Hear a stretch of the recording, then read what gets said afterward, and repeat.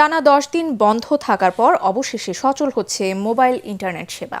ডাক, টেলিযোগাযোগ ও তথ্য প্রযুক্তি প্রতিমন্ত্রী জুনায়েদ আহমেদ পলক জানিয়েছেন, রোববার বিকেল ৩টায় সারা দেশে 4G ইন্টারনেট সেবা চালু করার মাধ্যমে ফিরছে মোবাইল ইন্টারনেট। সকালে বিটিআরসি ভবনে মোবাইল অপারেটরদের সাথে বৈঠক শেষে তিনি এ তথ্য দেন। একই সাথে সকল গ্রাহক বিনামূল্যে 5GB ডেটা পাবেন বলে জানান প্রতিমন্ত্রী। কোটা সংস্কার আন্দোলন ঘিরে সৃষ্ট সহিংসতায় টানা 5 দিন সারা দেশে ইন্টারনেট সেবা বন্ধ থাকার পর গত 23 জুলাই রাতে ব্রডব্যান্ড ইন্টারনেট সেবা চালু করা হয়, তবে মোবাইল ইন্টারনেট বন্ধই ছিল। এবার দেশের 13 কোটি গ্রাহকের মোবাইল ইন্টারনেট সেবা পাওয়ার অপেক্ষা শেষ হচ্ছে।